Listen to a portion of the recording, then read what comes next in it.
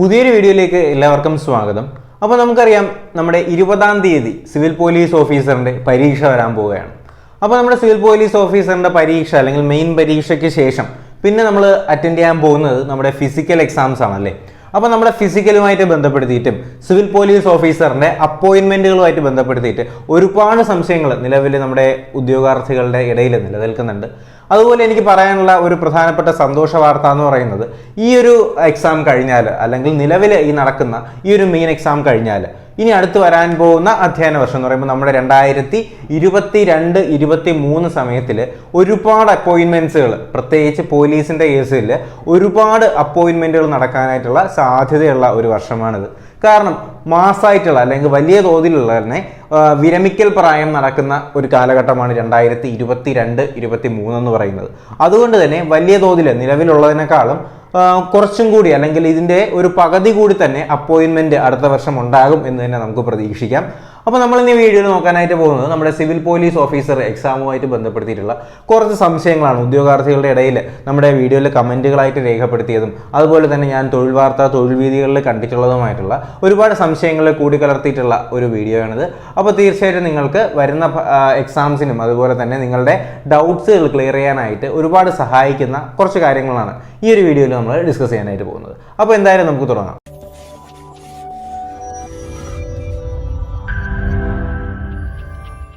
ആദ്യമായിട്ട് ചോദിച്ച ഒരു ചോദ്യം എന്ന് പറയുന്നത്, പോലീസ് SAP മെയിൻ പരീക്ഷ എഴുതുന്ന ഒരു ഉദ്യോഗാർത്ഥിയാണ് ഞാൻ, എത്ര പേരുടെ ലിസ്റ്റ് ആകും കായികക്ഷമതാ പരീക്ഷയ്ക്ക് തയ്യാറാകുക എന്നാണ് ചോദിച്ചിട്ടുള്ളത്.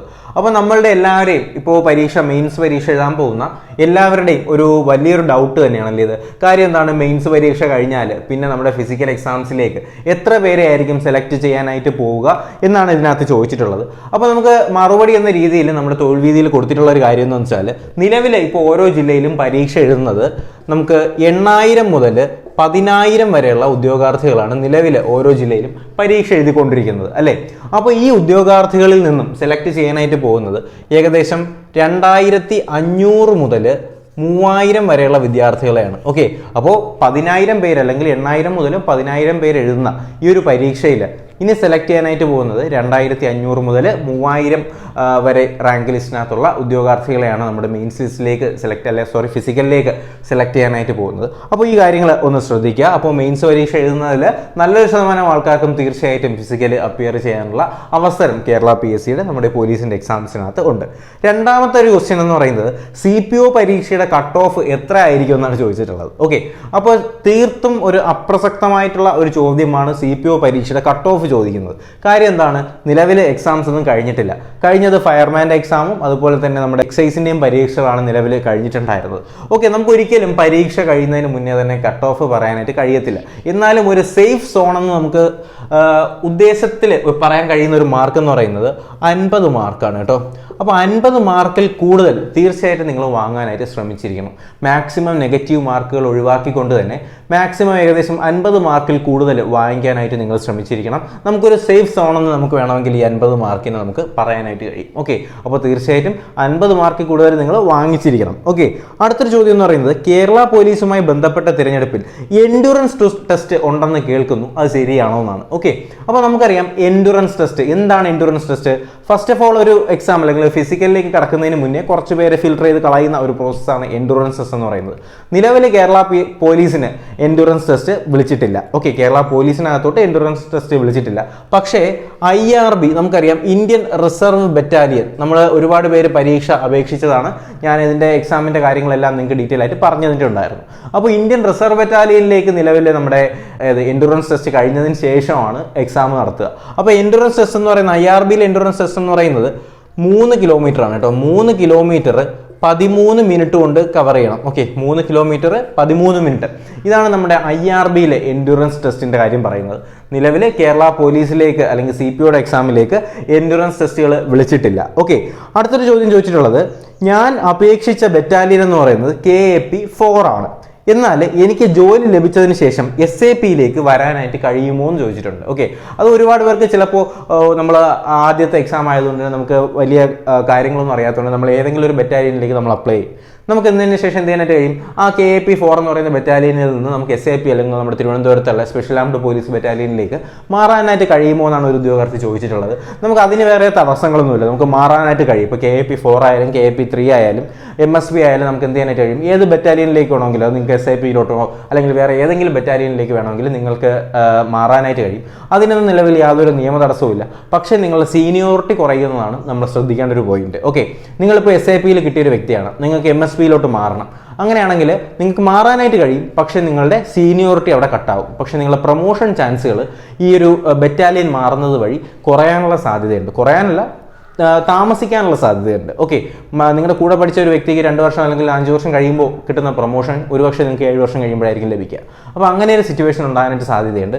മാക്സിമം നിങ്ങൾ ബറ്റാലിയൻ മാറാതെ നോക്കുക. പിന്നെ തീർത്തും നിങ്ങൾക്ക് മാറിയേ പറ്റൂ എന്നൊരു സിറ്റുവേഷൻ ആണെങ്കിൽ നിങ്ങൾക്ക് എന്ത് ചെയ്യാനായിട്ട് കഴിയും? മാറാനായിട്ട് കഴിയും. ഓക്കെ, അപ്പോൾ ഇത്രയും കാര്യങ്ങൾ ഒന്ന് ശ്രദ്ധിക്കുക. അപ്പോൾ ഞാൻ ആദ്യം പറഞ്ഞത് നമ്മുടെ മെയിൻ ലിസ്റ്റിലേക്കുള്ള സെലക്ഷൻ്റെ കാര്യങ്ങളാണ്. അപ്പോൾ അതിൽ പറഞ്ഞിട്ടുള്ള എന്തായിരുന്നു? 8,000 മുതൽ 10,000 പേര് വരെ ആയിരിക്കും നമ്മുടെ ഈ എക്സാം എഴുതുക. അതിൽ നിന്ന് 2,500 മുതൽ 3,000 പേർക്ക് വരെ നമുക്കൊരു എൻഡുറൻസ് അല്ലെങ്കിൽ അടുത്ത ഫിസിക്കലിലേക്ക് സെലക്ഷൻ കിട്ടും. പിന്നെ എൻഡുറൻസ് ടെസ്റ്റിൻ്റെ കാര്യം നോക്കണ്ട, നിലവിൽ എൻഡുറൻസ് ടെസ്റ്റ് ഇല്ല. പിന്നെ പറഞ്ഞിട്ടുള്ള എന്തായിരുന്നു? നമ്മുടെ ഒരു സേഫ് സോൺ മാർക്ക് 50 മാർക്കിൽ കൂടുതൽ തീർച്ചയായിട്ടും നിങ്ങൾ എന്തായാലും വാങ്ങിക്കാനായിട്ട് കഴിയണം. നെഗറ്റീവുകളെ വിട്ടുകളയുക. ഓക്കെ, നെഗറ്റീവ് മാർക്ക് നിങ്ങൾക്കുള്ളതല്ല. നെഗറ്റീവ് മാർക്ക് എഴുതാനേ പാടില്ല, നോക്കാനേ പാടില്ല. ഓക്കെ, എന്തായാലും ഒരു 50 മാർക്കിൽ കൂടുതൽ തീർച്ചയായിട്ടും വാങ്ങാനായിട്ട് ശ്രമിക്കുക. കാര്യം ബാക്കിയുള്ള നമ്മുടെ ഫയർമാൻ ആയാലും എക്സൈസ് ആയാലും ഇത് കുറവാണ്. എന്താണ്, നമ്മുടെ വേക്കൻസികളുടെ എണ്ണം കുറവാണ്. പക്ഷേ പോലീസിൻ്റെ കാര്യത്തിൽ അങ്ങനെയല്ല, വേക്കൻസീസ് ഉണ്ട്. ആവശ്യത്തിന് വേക്കൻസീസ് എന്തായാലും ഓരോ ജില്ലകളിലും ഉണ്ട്. അതുകൊണ്ട് തന്നെ നിങ്ങൾ എന്ത് ചെയ്യുക? 50 മാർക്കിൽ കൂടുതൽ ഒരു സേഫ് സോണായിട്ട് കണ്ടുകൊണ്ട് മാർക്ക് വാങ്ങാനായിട്ട് ശ്രമിക്കുക. പിന്നെ പറഞ്ഞിട്ടുണ്ടായിരുന്ന എൻഡുറൻസ് ടെസ്റ്റ് നമ്മുടെ IRBയിൽ എൻഡുറൻസ് ആണ്, 3 കിലോമീറ്റർ ആണ്, 13 മിനിറ്റ് ആണ്. അപ്പോൾ ആ കാര്യങ്ങളും കൂടി ഒന്ന് ശ്രദ്ധിക്കുക. മെയിൻസ് ടെസ്റ്റ് കഴിഞ്ഞാൽ ഉടൻ ഫിസിക്കലിലേക്കുള്ള കാര്യങ്ങൾ നിങ്ങളൊന്ന് ചെയ്തു തുടങ്ങുക. അപ്പോൾ ഫിസിക്കൽ ടെസ്റ്റിൻ്റെ കാര്യം അറിയാമല്ലോ, നമ്മുടെ IRB ആയാലും അതുപോലെ തന്നെ CPO ആയാലും ഒക്കെ ഫിസിക്കൽ ടെസ്റ്റ് സെയിം ആണ്.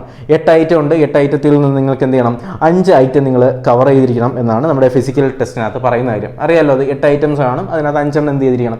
ക്ലിയർ ചെയ്തിരിക്കണം. അപ്പോൾ ഈ ഒരു മാനദണ്ഡം തന്നെയാണ് നമ്മുടെ ഇന്ത്യൻ റിസർവ് ബറ്റാലിയനിലേക്ക് പോകുമ്പോഴും കാണാനായിട്ട് കഴിയുന്നത്. ഓക്കെ, അപ്പോൾ ഇത്രയും കാര്യങ്ങളാണ് എനിക്ക് ഈ ഒരു വീഡിയോയിൽ പറയാനായിട്ടുണ്ടായിരുന്നത്. പിന്നെ ഉള്ള കാര്യം, അടുത്ത് വരാൻ പോകുന്ന എക്സാമാണ്. നിങ്ങൾക്കിപ്പോൾ ഈ ഒരു എക്സാം ബുദ്ധിമുട്ടാണെന്ന് കരുതി നിങ്ങൾ വിഷമിക്കാൻ, അല്ലെങ്കിൽ ബുദ്ധിമുട്ടാവത്തില്ല. കാര്യം നിങ്ങൾ സിമ്പിൾ ആയിരിക്കും, നിങ്ങൾക്ക് ക്ലിയർ ചെയ്തെടുക്കാനായിട്ട് കഴിയുന്ന ഒരു പരീക്ഷ തന്നെയായിരിക്കും സിവിൽ പോലീസ് ഓഫീസറിൻ്റെത്. നിങ്ങൾ ബാക്കി ഇപ്പോൾ എക്സൈസിൻ്റെയും ഫയർമാൻ്റെ ഒക്കെ ക്വസ്റ്റ്യൻ കണ്ടവരാണ്. അപ്പോൾ കഴിഞ്ഞ ഫയർമാൻ്റെ ക്വസ്റ്റ്യൻ ഞാൻ പറഞ്ഞിട്ടുണ്ടായിരുന്നു, മാത്സും മലയാളമൊക്കെ നല്ല ബുദ്ധിമുട്ടായിരുന്നു. അപ്പോൾ തീർച്ചയായിട്ടും സിവിൽ പോലീസിലേക്ക് നിങ്ങൾ എന്ത് ചെയ്യുക?